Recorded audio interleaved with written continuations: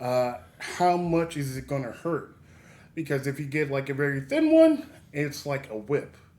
If you get a thick one, you're like, It's a oh, club. it's like, yeah, it's a club or a cane. So no matter what switch you're picking, you're gonna get hit with it anyways, and it's gonna hurt. It's already messed up. Now, I have heard, from the lore that if you got a Switch that was not the right size, you would be sent back out to get another one. Yes. And that, I can't imagine what that must feel like. The psychological, torture of, oh wait, I got the wrong size. Yeah. How it ends up going is like if you got one that was the wrong size or one that they did not feel that was appropriate, they would test it out on you first. Oh God. They're like, nah, this is not going to work. Give me a bigger one or a longer one.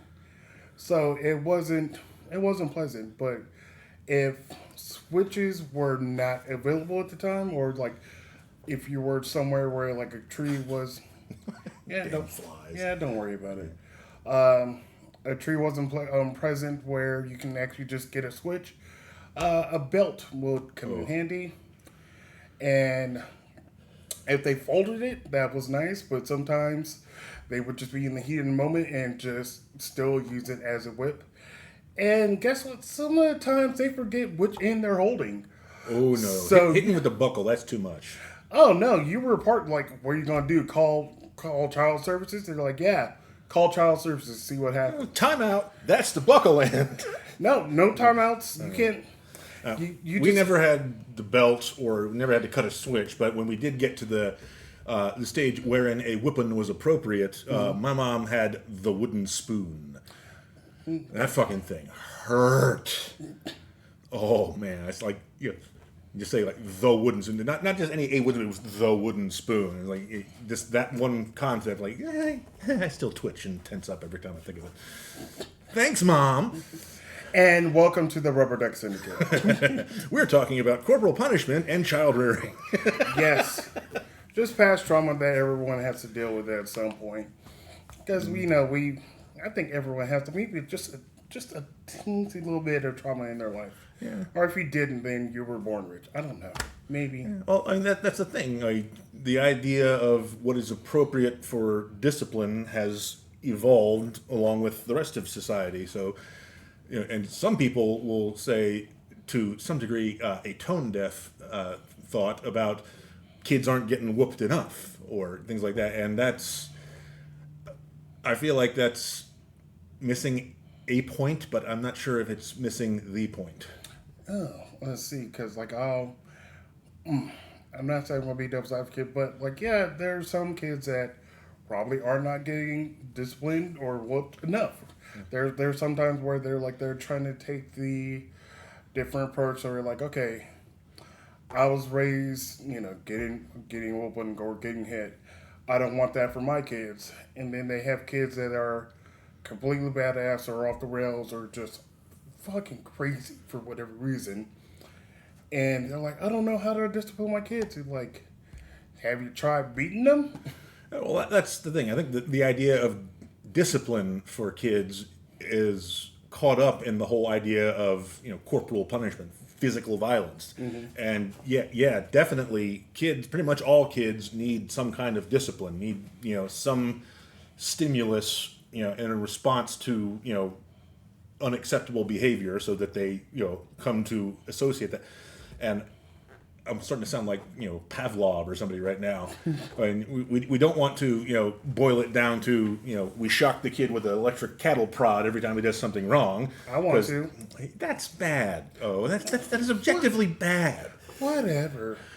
Are they going to do it again? Nope. Yeah, but are they going to do anything again after that? I mean, that's the thing. The idea of, is there an acceptable amount of pain or violence to adjust behavior in a kid, and where is that line? A lot of people say that you should never ever use violence on a kid ever. There's always some other way, but some of those people have never actually talked to an actual child. Yeah, for more than for more than an hour or something like that. They're like, oh, you shouldn't hit your kid. You shouldn't do this. I raised my kid. It's like, okay, I'm glad that you were able to raise your kid in such a way that like you were able to do that, or in such an environment that you were able to do so where you're like, oh, I gave my kid free will. They were able to do this. They were able to express like, okay, I'm cool. Like I'm glad that you were like very woo woo about it. I'm not knocking you as a parent, but there are situations or settings where you can't do that. You don't have the freedom to like let your kid have free will. You're like, okay, it's mother, dad, and then two kids, and they live in a two-bedroom apartment. They don't have free will to just be out there and like kids like run wild and yell everywhere. They're like, no, we live in this apartment setting. We have a little playground right in the middle. Maybe it's safe. Maybe it's not. Who knows? So that's the thing, if and I'm not even going to pretend like I know the objective right answer here because one thing we should also remark that neither one of us has kids that we know of. Pretty sure I don't have kids.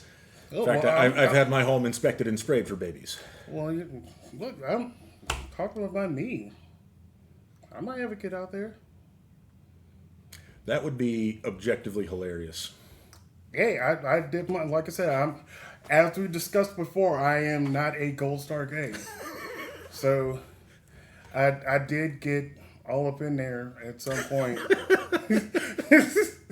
Some little O wandering around somewhere. Well, at this point, they will probably be a teenager if that happened. Oh, but, so sullen, angsty O. Yeah, oh yeah. Yeah. They're just like, oh, no, my dad. Fuck you. I'm like, well, I don't like you either. I'm already a deadbeat dad to somebody I don't know. Wow, yeah, this episode got off to a real dark start, didn't it? It's life. Life is somewhat dark sometimes, so So I doubt that I have a kid out there. So, but yeah, good luck, parents. There might or might not be some scientifically measurable amount of disciplinary violence that is appropriate for a kid. But if you don't get that just right, either your kid will grow up and feel abused and resentful, or your kid will grow up desperately needing a whooping. Yeah, because there are some adults out there that I'm like, you did not get spanked enough or disciplined enough as a child, and now you're just a complete asshole all the time. Yeah, we are going to lose some subscribers with this episode. Well, you know why? Because they're assholes because they didn't get disciplined. It's their fault. I'm blaming them. I feel like there's a lesson here. Hey, we won't learn it because guess what? We're not getting disciplined by our parents. Well, I'm not because mine are dead, so.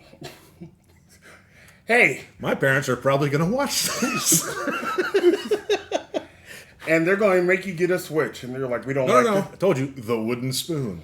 Well, apparently wooden spoon's not working. They're like, no, go get a Switch. It's not that the wooden spoon wasn't working. It's that I'm bigger than my mother now. There's a logistical problem with beating my ass. Well, it's just more. I probably steadily deserve a whooping for most of my life, but it just it's like that one day when my older brother realized that I had grown bigger than him. Mm-hmm. This is a day that is burned into my memory as good day. Please tell me about it. I just remember because he was a standard older brother for most of my childhood, where he delighted in tormenting me. Yes. And without slamming him directly, I will say that my reactions were probably like finding candy for him. Like I did not take any of it very well. I blew up. I overreacted. I was an angry little kid. Gotcha. And so I was easily giving him exactly the response that he wanted when he was trying to mess with me. But then we were out on the lawn one day. And he tried to pick me up and like throw me over his shoulder, and it didn't work. And then I picked him up and dropped him on the ground, and that was the end of that. So it's a realization for both of you. Yeah, it's like suddenly the power dynamic has shifted. Like he's like, yeah, oh. He's like, I just wasn't going anymore. I could just imagine like him just going like, oh, and then like he gives you that look, and you're giving him that look. You're like, hurrah. Yeah. And then you're just like standing over him, like, Yeah, I'm the power. That was a nice day for me. Yeah, and with my brothers, like I still like the height of most of them. My older brother, number three, Who was on our podcast earlier? yes, he's a bit taller than like all our other siblings, but of course, like he was like since he knew that he would like well, not essentially bully, but he's like, yeah, I can push people around if I want to. I don't think there was ever a moment where it was like he knew there was like a power shift because like I'm all of 5'8". I guess somebody can test that. So there's that. I don't have my tape measure on me. No, it's fine.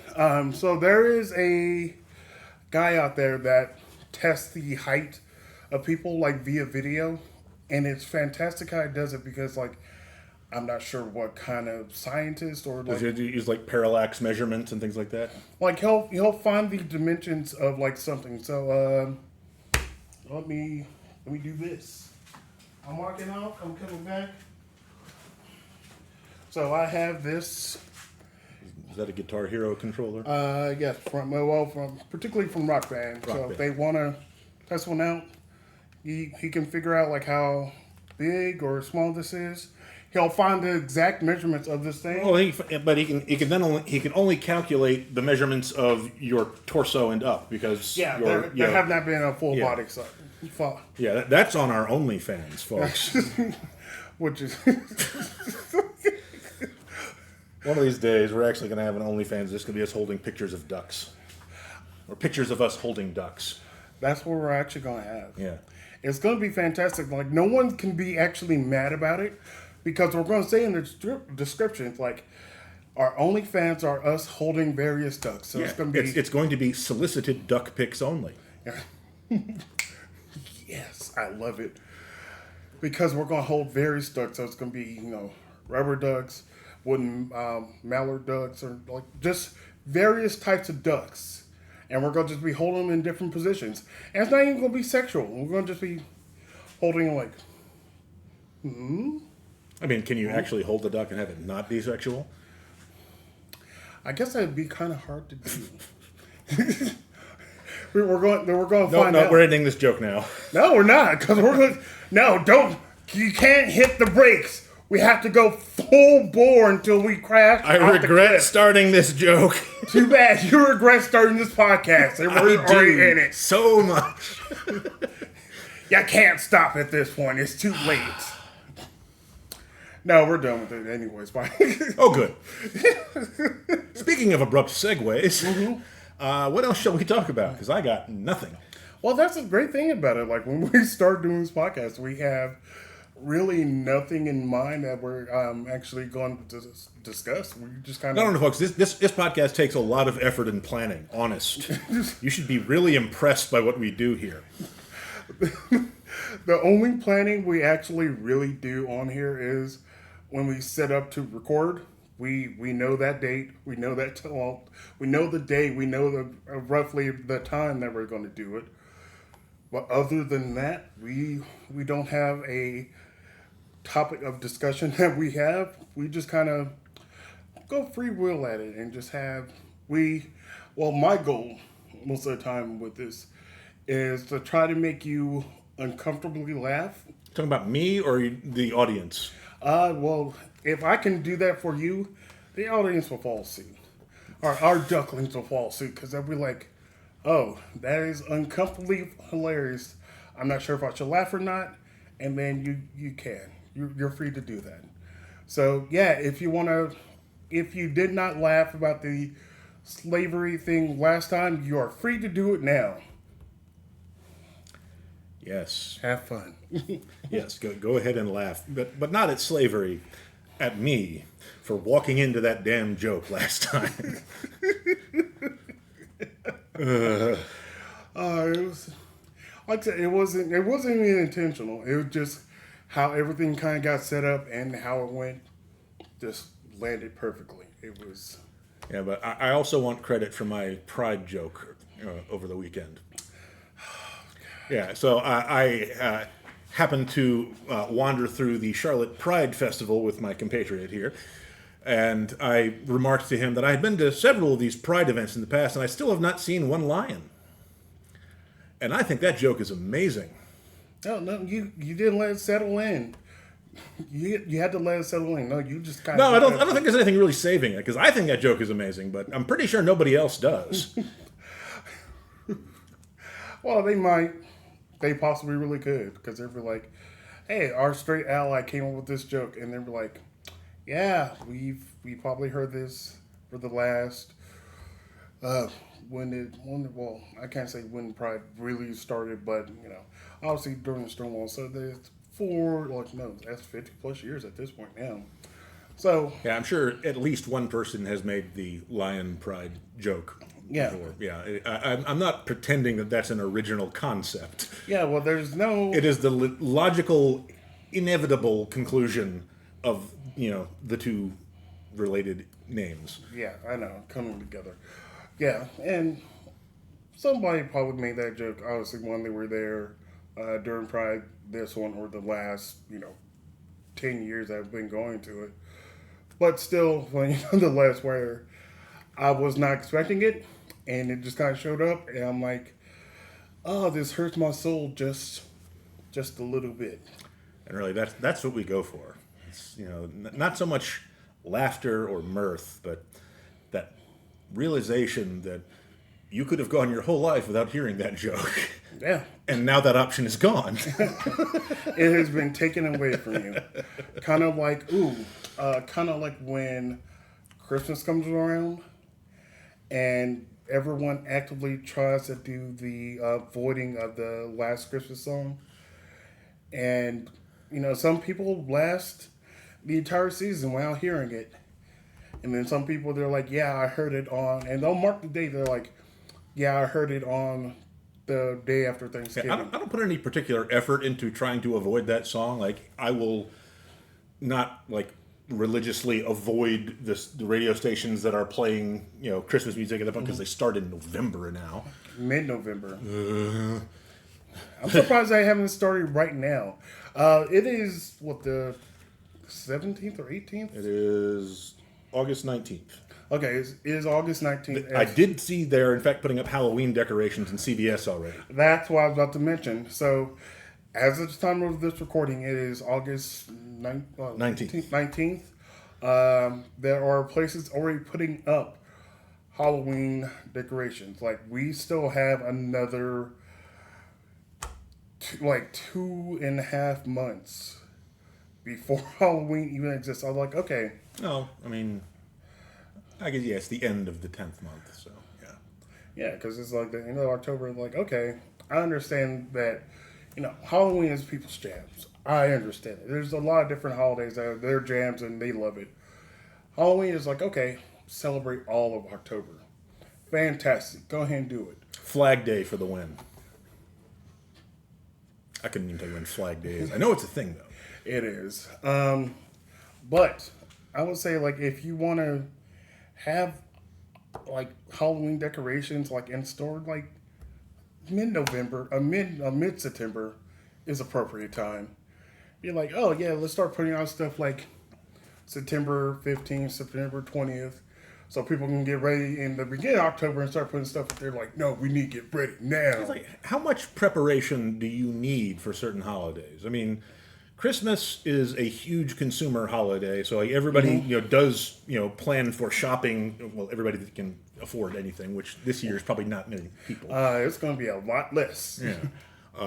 But that is some things that you do need to prepare for logistics, especially because it's also one of the big travel holidays. Thanksgiving and Christmas are the biggest travel holidays of the year. Mm-hmm. So doing that stuff early makes marginally more sense. But Valentine's Day and Halloween, you can do whatever you're gonna do for Valentine's Day or Halloween without decorations. True. It's better with the decorations, but it's not a requirement. You don't need advance notice. You can make up some sort of event, or you can at least put the effort in to surprise your loved ones for Halloween, of course. Yeah. But Surprise! you only need like maybe 24 hours notice to have it be really good. If you don't suck. True. But there are some people that really go all out for Halloween. And I really do appreciate them because they put so much time and effort into making their house spooky, scary, all the different decorations. I fucking is on board with that. Yeah, I love that, but unfortunately, there's like no kids that come to the house anymore. Yeah. Actual trick or treating is falling by the wayside. Have you ever heard of trunk or treating? That is the saddest thing I have ever heard of. It's parents getting together in a parking lot and having all the cars backed up with the trunks open, and the kids, instead of going to houses and trick or treating and interacting with their neighbors, because your neighbors might be homicidal maniacs putting razor blades in apples, which has proven not to actually really happen. None of that has ever happened. No. They take the kids around from trunk to trunk in a parking lot.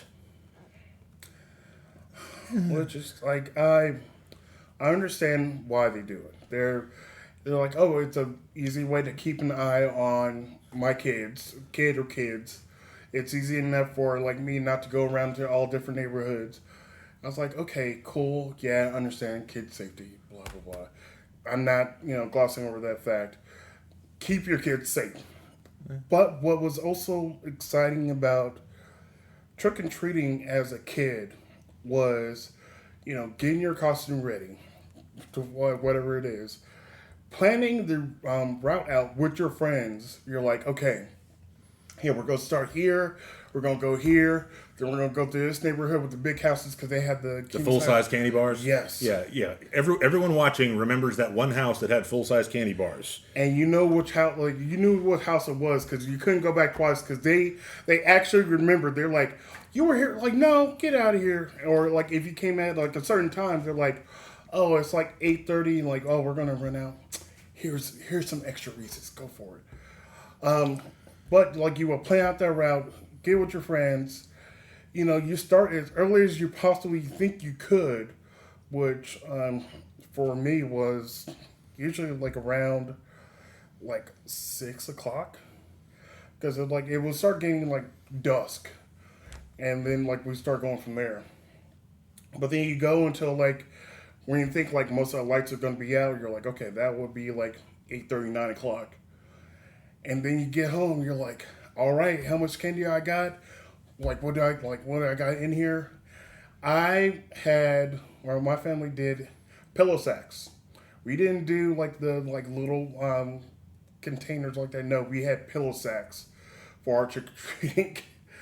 And we'd come back and honestly, it would be kind of heavy. It would be at least anywhere from like 7 to 10 pounds of candy we would come back with, like every time.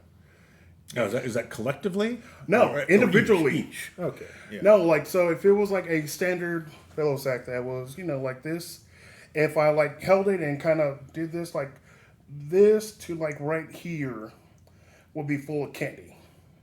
So it'd be heavy as fuck. Yeah, I had the little jack-o'-lantern shaped bucket when I was a kid, but rapidly graduated to pillowcases. Mm-hmm. Yeah, so planning all that out and doing that as a kid, and then, just having the one adult with us, because they're like, okay, I'm going to be one parent's going to be a chaperone, or like an older person be like, yeah, I'm going to be the parent for these 10 kids that are like out. But we'll just all be in a group going to place and just going buck wild and like having so much fun. Going what wild? That's my wild. Yes. Damn it. And going from place to place and just being so amped about it. But now, like the trunk or treat thing, you're like, oh, everyone made their round to the trunks. That took 20 minutes. You can't do a second round because they're like, oh, we gotta save candy for the other kids. You're like, okay, it's great. At that point, you might as well just bring the candy to the kids. True. I mean, what is the point? I mean, the trick-or-treating thing, there's no tricking involved anymore. Because now, I will say tricking can get out of hand because, as mentioned before, kids can be undisciplined little monsters. Yes. But that's I don't know. There seems it seems to me that there ought to be I guess a different baseline for protective parenting, because there's helicopter parenting, which a lot of people are guilty of, where they just never let the kid out of their sight and they structure every moment of the kid's life. And then there's free range parenting, which I actually like the idea of, where it's more like people like our generation and beyond. We grew up we went outside to play, and as long as we knew when to be back, that was cool. We figured out boundaries and things that we weren't supposed to do, but we, for the most part, had the run of the neighborhood or whatever, as long as we, were back in time for dinner. Yes. But like what's sad is like we, as it is right now, our house says like you can't really do that anymore. You can, but only to a certain extent. Like, so I'm pretty sure that I can't speak for your experience, but I can just talk to you about it. There might have been an area that was undeveloped. It might have just been like pathways and woods, things you can go explore as a kid. You're like, oh, hey, we're all going to this part of this lot. We're all going to go walk through this like a little sports park. We're going to explore. We're going to do this. You were actually able to go outside and explore something. Now everything is like essentially overdeveloped, and you can't. There's not. You're on somebody else's property every time. Yeah, you're on someone else's property every time. Like you can't go where you're like, oh, this is like, no, that's gonna be more houses. Like, oh, I can go. Nope, that's gonna be more like high rise apartments. Everything is going to be lost. So you're like, okay, well, we can just go up and down the street, on our bikes and do that, or go to someone else's house. But then people like, I guess like parents or adults will be like, oh, we don't want all those kids over here, and then like it's just getting pushed off everywhere. So now where are the kids supposed to go? You have to kind of think about that. Clearly, we're going to form gangs. Yeah, they're going to form gangs. Well, they are already doing that, but it's essentially online. So, they're forming gangs, I guess, in like Roblox and Minecraft and Fortnite and bullshit like that. They got their digital gangs. Which, I mean, not to knock the social benefits of online community. Mm-hmm. No, but, not at all. Yeah. Oh, yeah. Hey. Yeah, little ducklings out there. Yeah. We see you. Yeah. Now, I remember it's still there. I haven't explored it since I, basically hit my growth spurt. Mm-hmm. But and took over your brother. You're like, yeah. But and there's a park not far from my house. Mm-hmm. And in the middle of the park, there's a creek that runs through part of it. And then on one end of the creek is a storm drain. This is this huge concrete tunnel, like probably 4 feet in diameter. Okay. So when I was a kid, it was pretty easy to hunch over and get through there. And all the neighborhood kids at one point crawled down that drain and into the drainage box. Is in the middle of this field. So there's this one like concrete slab in the middle of a field. Out I don't know why it's there, but you can poke up and it's just like a storm drain, like Pennywise the clown would poke out. But it's in the middle of a field. Yeah. And so there's never anything awful going on there. Although we did go in there a couple times, and apparently some bigger kids had gone in there because there were some beer bottles left over. Of course. So yeah, apparently that was the cool place for the hooligans to drink. Oh, but I never knew who any of the hooligans were because I wasn't that cool of a kid. Well, yeah, it was, at that point, like, they knew about it because they were also young kids, too. So they're like, we need to go somewhere. Like, oh, hey, you remember that storm drain? Let's go there and drink these beers that we bought for $30 for this 6-pack. Or, someone might have nicked them from their dad or something like that, but... That is true. Yeah. Yeah, you can't do that anymore now. Probably could. Hey, kids, are you stealing beers and alcohol from your parents? Yeah, surely we have a young audience that could respond to this conversation. Yeah, they definitely are. They're like, hey, we want to watch some 40-something-year-old dudes talk about our childhood. While they both have... Our childhood was better than yours, but what do you think of it? We're talking about their childhood as we are childless adults. Okay, I'm looking at the monitor now, and I am going to call an audible because I look visibly like I'm about to die because of the heat in here. Oh, I'm sorry. Which you should have probably noticed before, because I can see this dark ring around my shirt here. So I am betting that this is going to be one of those episodes that I feel ashamed to have uploaded. It's going to happen. But nevertheless, we will carry on. We will carry on. So we'll see you next time then. Yep. Bye. Have a good night. Or if it's the middle of the day, do that too. Have whatever you want to.